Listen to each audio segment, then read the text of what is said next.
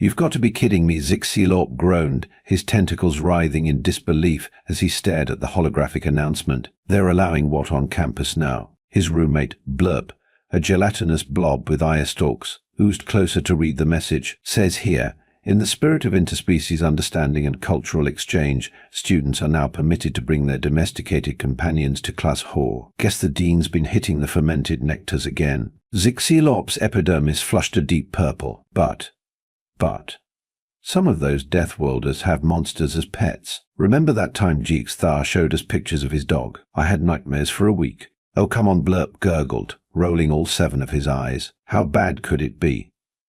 Maybe they'll bring some cute, fluffy creatures that'll make even your cold, deteriorating heart melt. Little did they know, the next day would go down in Galactic University history as the day of 1,000 screams. Or, as the humans would later call it, bring your badass pet to school day. Professor Zxylorp slithered into the lecture hall, his scales glistening under the artificial lights. As the foremost expert on cynobiology in the Andromeda galaxy, he prided himself on being unflappable. That is, until he saw what awaited him. The usual sea of tentacles, antennae, and assorted alien appendages was now punctuated by, dear void, what were those things? In the front row, a human student, Todd, if he remembered correctly, sat with what appeared to be a furry, 4-legged killing machine on his lap. The beast's tongue lolled out of its mouth, revealing rows of razor-sharp teeth. Mr. Todd Zxylorp began, trying to keep his voice steady. What in the name of the 7 moons is that? Todd beamed, scratching the creature behind its pointed ears. This is Rex, my German shepherd. Isn't he adorable? The adorable Rex chose that moment to let out a thunderous bark, causing half the class to leap or ooze several feet in the air. Adorable. Right, Zxylorp muttered, making a mental note to update his will later. And Ms. Zhao, what's that? Writhing mass on your shoulders. Lisa Zhao. Another human. Grinned as she stroked the scaled coils draped around her neck. This is Noodle, my ball python. Don't worry, she's friendly. A Phloxian student in the back promptly fainted, their chlorophyll-based circulatory system unable to handle the shock. Zxylorp's gaze darted around the room, taking in the menagerie of earth creatures. There was a ferret darting in and out of a Glee student's many pockets, a parrot mimicking the mating call of a Betelgeusean much to the Betelgeusean's embarrassment. And was that a tarantula crawling up the wall? Right, Zxylorp said, his usually melodious voice now a strained squeak. Let's begin our lesson on non-threatening herbivores of the Cygnus schistone, shall we? As the professor attempted to start his lecture, chaos ensued. The ferret, apparently bored with the Glee student's pockets, decided to make a break for it. It darted across desks, causing a wave of shrieks and flailing limbs as it went. Bandit.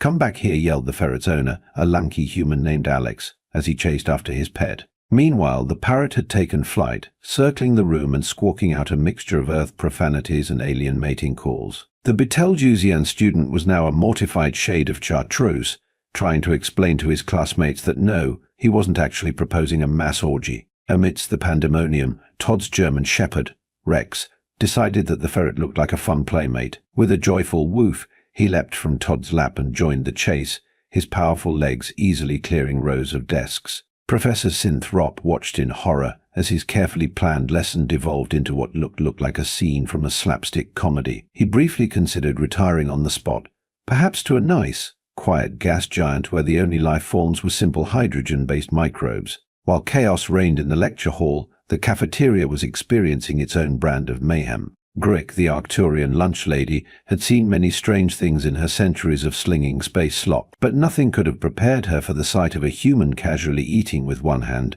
while dangling a mouse in the other. Sweetie, she chittered nervously at the human girl. I think you dropped your... The girl looked up, confused.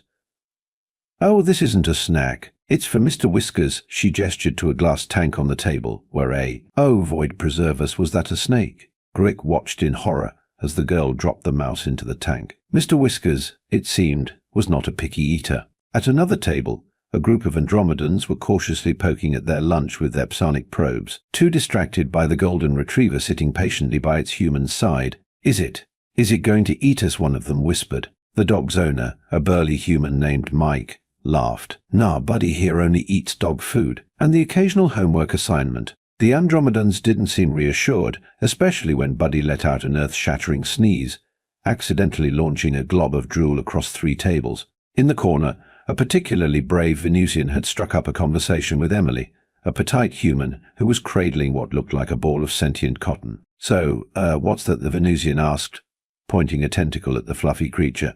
Emily beamed. "This is Snowball, my Angora rabbit. Want to pet her?" The Venusian hesitantly extended a tentacle, only to yank it back with a yelp when Snowball twitched her nose. It moved. The fur moved on its own. Emily couldn't help but giggle.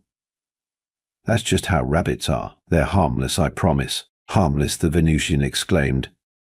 "It has claws and teeth. On my planet, anything with claws and teeth is classified as a Class 3 extinction-level threat." As if on cue, Snowball chose that moment to let out an adorable little sneeze, causing the Venusian to leap backwards, knocking over 3 chairs and a very confused Martian in the process. The cafeteria's peace was further disrupted when a human student named Jake walked in, leading what appeared to be a miniature dinosaur on a leash.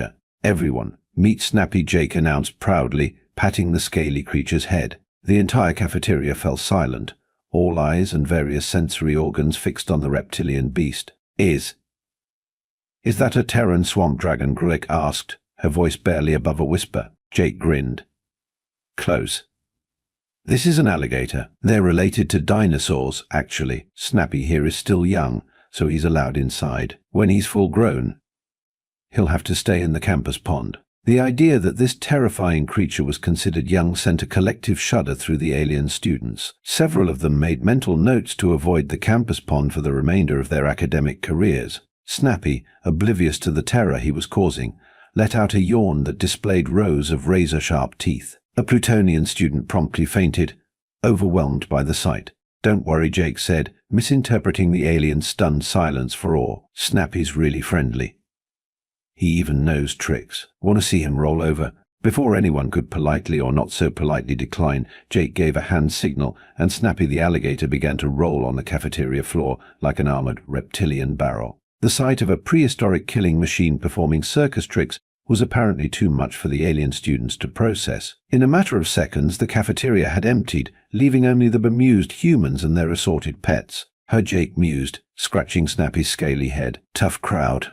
Back in the lecture hall, Professor Zxylorp had finally managed to restore some semblance of order. The ferret had been caught, the parrot had been bribed into silence with a packet of crackers, and Rex the German Shepherd was once again seated calmly by Todd's side.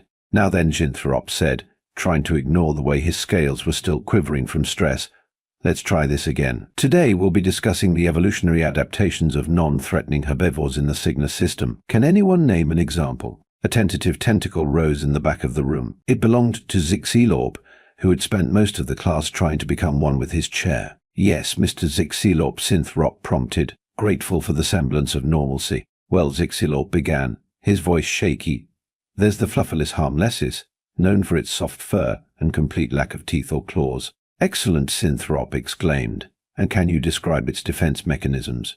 Zxylorp nodded, gaining confidence. "When threatened, the Flufferless harmlesses releases a cloud of spores that induce feelings of peace and tranquility in potential predators." "Very good," Zxylorp said. "Now, can anyone tell me why?" He was interrupted by a snort of laughter from one of the human students. "I'm sorry," said Sarah, a freckled girl with a cat curled up in her lap, "but that sounds like the most boring animal ever. Where's the excitement? The danger?" Zxylorp blinked in confusion. "Excitement? Danger? My dear, the whole point of these creatures is to avoid danger at all costs. But where's the fun in that?" Todd chimed in, still scratching Rex behind the ears. "Half the joy of having a pet is the element of unpredictability. You never know when they might surprise you." The alien students exchanged baffled looks. The idea of willingly introducing an element of unpredictability into one's life was utterly foreign to most of them. Perhaps Zxylorp said carefully, "This would be a good opportunity for some cultural exchange. Humans, why don't you tell us more about your relationships with your companions?" And so began the strangest enobiology lesson in the history of Galactic University. The humans took turns explaining their pets, each story more bewildering than the last to the alien audience. Lisa spoke about how her ball python, Noodle, helped her relax after a stressful day. "There's something soothing about watching her slither around her terrarium," she said, as several alien students scooted their chairs away from her. Alex regaled the class with tales of his ferret's escapades. "Bandit here once stole every left sock in my dorm," he said proudly, as if this were some great accomplishment. "It took me weeks to find where he'd hidden them." The alien students couldn't fathom why anyone would keep a kleptomaniac creature in their living space, let alone boast about its misdeeds. But it was Sarah's story about her cat, Whiskers, that really threw the class for a loop. "So there I was, sound asleep," she began, "when suddenly, at 3 a.m., I feel this weight on my chest. I open my eyes and there's Whiskers staring right at me, his face about an inch from mine." The alien students leaned in, anticipating some tale of narrow escape from this midnight stalker. And then Sarah continued, grinning. "He boops me on the nose with his paw and meows for food." It was adorable. There was a moment of stunned silence, broken only by the sound of Zxylorp's tentacles tying themselves into stress knots. "Let me get this straight," he said slowly. "This creature stalks you in your sleep, wakes you at odd hours and demands food. And you find this endearing?" Sarah nodded enthusiastically. "Of course, that's just how cats show love." The alien students exchanged looks of pure bafflement. The humans' definition of love seemed to have a lot in common with what most species would classify as psychological torture. As the lesson continued, it became clear that the humans' relationships with their pets were far more complex than the aliens had initially assumed. These weren't just animals kept for practical purposes, they were friends, confidants, and in many cases, beloved family members. The concept was so foreign, so utterly bizarre to the alien students, that they found themselves oddly fascinated. Despite their initial fear, they began to ask questions, trying to understand this strange human custom. "But why," asked a Syrian student, his antenna twitching in confusion, "would you willingly share your living space with a predator?" Todd grinned, giving Rex a belly rub. "Because they're loyal, loving, and great companions. Plus, have you seen how cute they are when they're sleeping?" As if on cue, Rex rolled over, his tongue lolling out in a doggy grin. Several alien students cooed in spite of themselves. "Fascinating," Professor Zxylorp mused, his scientific curiosity overcoming his initial fear. "It seems that humans have developed a symbiotic relationship with these creatures, but surely there must be drawbacks." The humans looked at each other, shrugging. "Well," Alex said, "Bandit did once chew through my quantum physics homework, trying to explain that to Professor Wyzak was interesting. And Noodle has a habit of escaping her terrarium," Lisa added. "You haven't lived until you've had to explain to your Zorgax roommate why there's a snake in the shower." Instead of being horrified, the alien students found themselves chuckling at these anecdotes. The humans' ability to find humor in potentially dangerous situations was both baffling and oddly admirable. As the class wore on, the initial terror began to give way to cautious curiosity. By the time the lesson ended, several alien students were even brave enough to approach the humans and their pets, asking to touch or interact with the strange Earth creatures. Zxylorp, who had spent most of the class in a state of high anxiety, found himself reluctantly petting Rex. To his surprise, the dog's fur was soft and the rhythmic thumping of Rex's tail was oddly soothing. "You know," Zxylorp said to Todd, his tentacles finally beginning to unknot, "I think I'm starting to understand why you keep these creatures around. There's something comforting about them." Todd beamed. "See, I told you Rex was a good boy. Who knows? Maybe you'll end up getting a pet of your own someday." Zxylorp's epidermis turned a pale green at the thought, but he didn't immediately dismiss the idea. After all, if today had taught him anything, it was that the universe was full of surprises. As the day drew to a close, the alien students found themselves gathered in the common room, excitedly discussing their experiences with the human pets. "Did you see the way that ferret moved?" Blurp bubbled enthusiastically. "It was like a furry liquid." Zxylorp, who had finally emerged from under his desk, grudgingly admitted, "I suppose some of them were less terrifying than anticipated." "That rabbit creature was almost tolerable." "Almost tolerable," Blurp exclaimed. "I saw you petting it when you thought no one was looking. You even smiled." Zxylorp's tentacles twisted in embarrassment. "I was merely conducting a tactile examination for scientific purposes," he muttered unconvincingly. Their conversation was interrupted by the arrival of Professor Zxylorp, who slithered into the common room looking exhausted but exhilarated. "Well, students, I hope today has been educational. I must admit my perspective on human-animal relationships has been significantly broadened." The professor's words were punctuated by a cacophony of barks, meows, squawks, and hisses as the human students and their pets filed past the common room, heading back to their dorms. Blurp mused, watching as a student walked by with a hedgehog perched on their shoulder. Maybe we've been too quick to judge the humans. If they can form bonds with creatures so different from themselves, perhaps there's hope for greater understanding between all species. Zxylorp nodded thoughtfully, his tentacles relaxing for the first time that day. You may be right.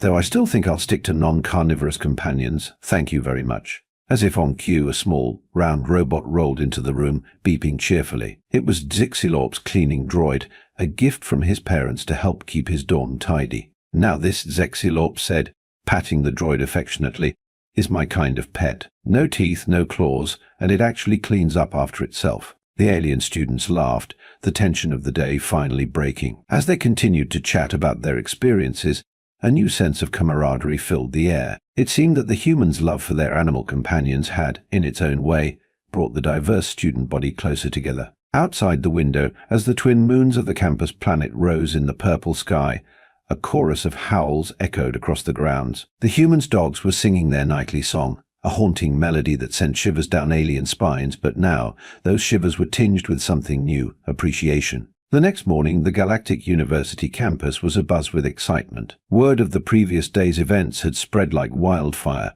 and now even those who hadn't been present were eager to see the humans' pets for themselves. As Zxylorp made his way to his first class, he couldn't help but notice the change in atmosphere. Alien students who had once given the humans a wide berth were now approaching them, curiosity overcoming their initial fear. In the quad, a small crowd had gathered around Sarah and her cat, Whiskers. The feline was basking in the attention, purring loudly as tentacles, pincers, and various alien appendages gently stroked its fur. And you say this vibration is a sign of contentment? A Neptunian student asked, their bioluminescent spots pulsing with fascination. Sarah nodded, smiling.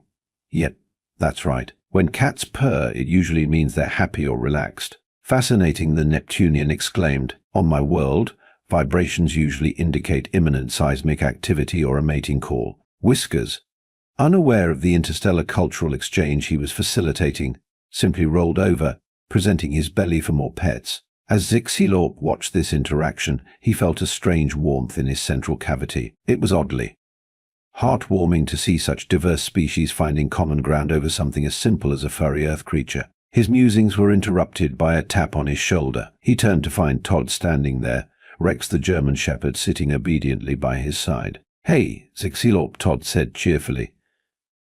Rex here was wondering if you'd like to play fetch with him. He really enjoyed meeting you yesterday. Zxylorp's tentacles curled in surprise. What? Play fetch. Todd held up a small, bright yellow ball. It's easy. You just throw this and Rex brings it back. It's his favorite game. Zxylorp eyed the ball suspiciously, then looked at Rex. The dog's tongue was lolling out, his tail wagging enthusiastically. Despite himself, Zxylorp felt the corners of his mouth analog twitch upward. Well, he said slowly, I suppose one game couldn't hurt. For scientific purposes, of course. Todd grinned, handing over the ball. Of course. Just give it a throw. Zxylorp took the ball in one tentacle, wound up, and threw it across the quad with surprising force. Rex took off like a shot, his powerful legs carrying him swiftly across the grass. As the alien students watched in amazement, Rex snatched the ball out of the air with a graceful leap, then turned and raced back to Zxylorp. The dog dropped the ball at Zxylorp's feet, looking up expectantly. He brought it back, Zxylorp said, a note of wonder in his voice. That's the game, Todd laughed. Want to throw it again? To everyone's surprise, including his own, Zxylorp nodded eagerly. Yes, I think I do.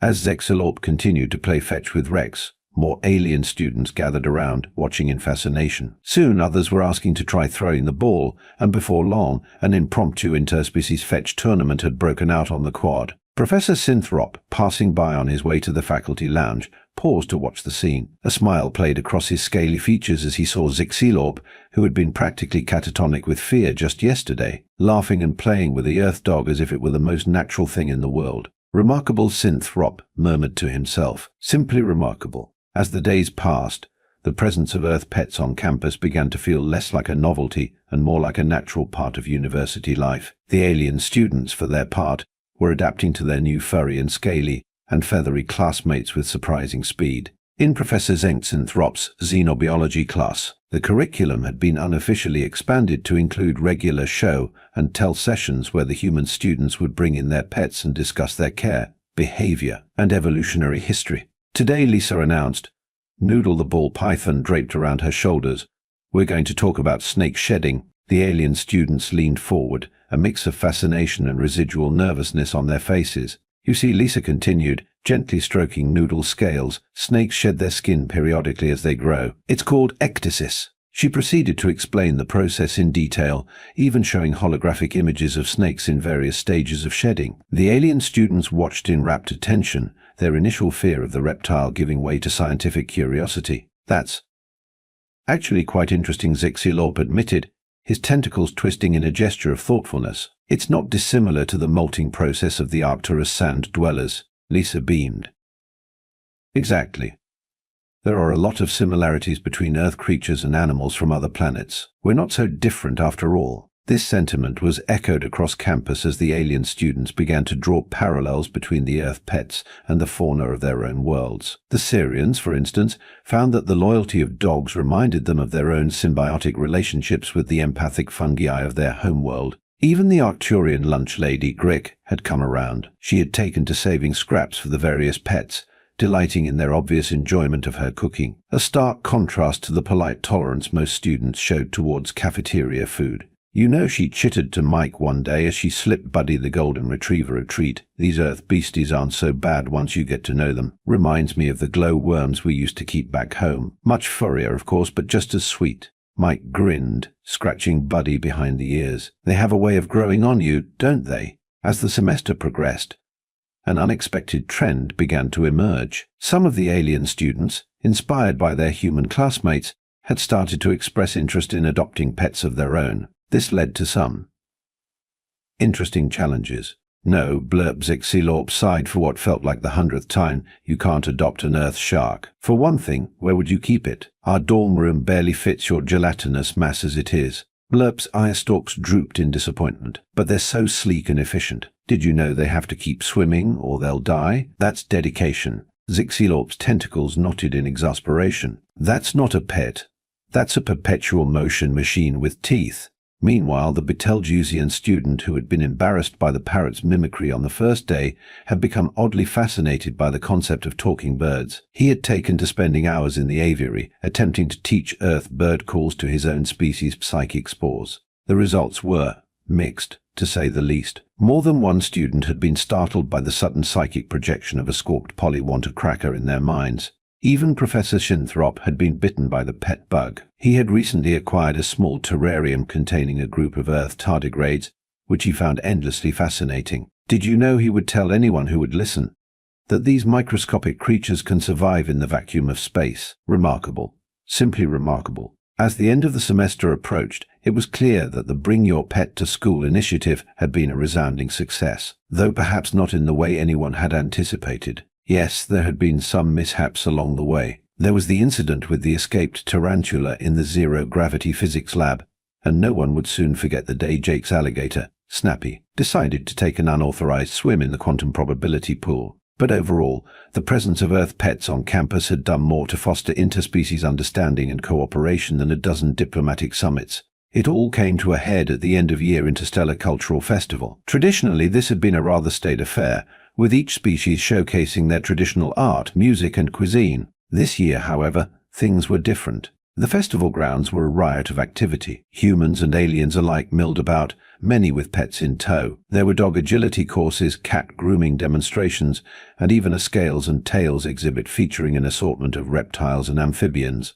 Zxylorp, who had once been terrified at the mere thought of Earth animals, was now proudly showing off his new pet, a small, fluffy hamster he had named Quantum. You see, he explained to a group of fascinated Plutonians, Quantum here exhibits properties of both particle and wave. Sometimes he's in his wheel, sometimes he's in his little house, and sometimes he seems to be in both places at once. The Plutonians nodded sagely, clearly impressed by this deep philosophical observation. Nearby, Blurp was giving a demonstration on the proper care of better fish. He hadn't managed to adopt a shark, but he'd found that the colorful fighting fish appealed to his gelatinous nature. Now, it's important to remember, Blurp burbled.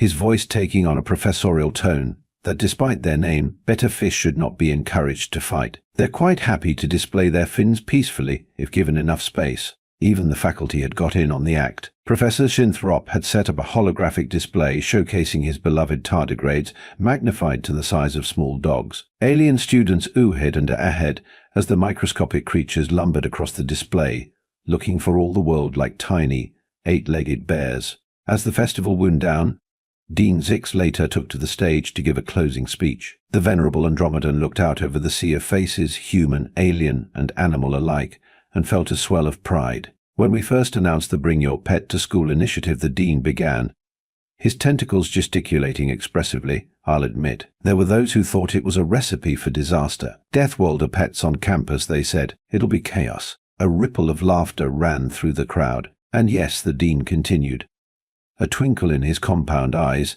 There was a bit of chaos, but there was also learning, understanding, and dare I say it, friendship. He gestured to the crowd, where humans and aliens stood side by side, many with pets at their feet or in their arms or draped around their shoulders. Look around you, the dean said. What do you see? I see the future. A future where the differences between us are not barriers but bridges, where we learn from each other, grow together, and build a galactic community that celebrates diversity in all its forms, be it tentacled, furred, scaled, or feathered. The crowd erupted in cheers, a cacophony of human voices, alien vocalizations, and enthusiastic animal sounds. And so the dean concluded, his voice rising over the noise, it gives me great pleasure to announce that the Bring Your Pet to School initiative will be made permanent, effective immediately. The cheering grew even louder. Zxylorp found himself swept up in the excitement, waving his tentacles in the air and letting out a trilling sound of joy. Quantum, the hamster, nestled safely in a special containment sphere designed by the engineering department, spun his wheel in apparent approval. As the celebration continued, Zxylorp felt a tap on his shoulder. He turned to find Todd standing there, Rex at his side as always. Hey, Zxylorp, Todd said with a grin. Remember how freaked out you were when you first saw Rex? Look at you now, a proud pet owner yourself. Zxylorp's skin flushed a deep purple in embarrassment. Yes, well, I suppose I may have overreacted a bit. Your Earth creatures are not quite as terrifying as I initially thought. Todd laughed. High praise indeed. You know, Rex here has grown quite fond of you. I think he considers you part of his pack now. As if to confirm this, Rex let out a soft woof and wagged his tail, looking up at Zxylorp with unmistakable affection. Zxylorp felt a warm glow in his central cavity. I'm honored, he said, reaching down to pat Rex's head. I never thought I'd say this, but I've grown quite fond of him too. And Quantum. Of course, he added hastily, glancing at his hamster. It's amazing how much things have changed, Todd mused. When I first came to Galactic University, I was worried about fitting in. I mean, being a Deathworlder isn't exactly a selling point in most of the galaxy. Zxylorp nodded sympathetically.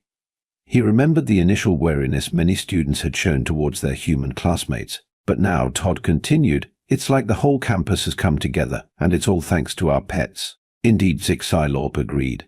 Who would have thought that creatures we initially saw as terrifying monsters would end up being the greatest diplomats the galaxy has ever seen? As they spoke, more of their classmates joined them. Blurp oozed over, his better fish swimming contentedly in a hovering water sphere. Lisa arrived with Noodle draped around her shoulders, the snake's scales glinting in the light of the setting suns. Even Jake was there, though thankfully without Snappy the alligator.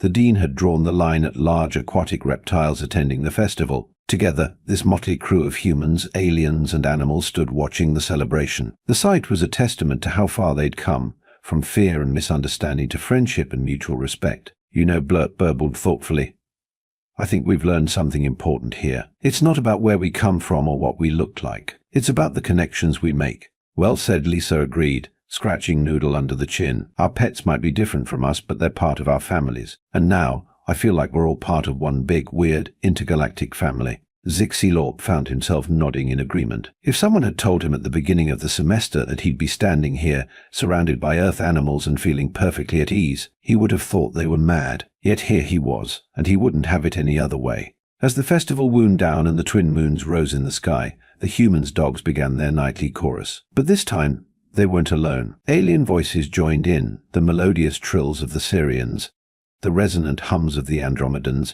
even the subsonic vibrations of the Jovians. It was a symphony of diversity, a celebration of their differences and their newfound unity. Professor Zxylorp, standing nearby, shook his head in amazement. "Simply remarkable," he murmured, his scales shimmering with emotion. "I do believe we've witnessed the birth of a new era in interspecies relations." And as the strange, beautiful music filled the air, Zxylorp couldn't help but agree. The galaxy would never be the same again, and that, he realized, was a wonderful thing. In the years to come, the story of how Earth pets transformed Galactic University would be told and retold. It would become a legend, a shining example of how understanding and compassion could bridge even the widest of gaps. And it all started with a simple announcement: Deathworlders are now allowed to bring their pets to class. Who could have guessed that those words would change the course of galactic history? But then again, as the humans were fond of saying, sometimes the best things in life come in small, furry packages. As the celebration continued into the night,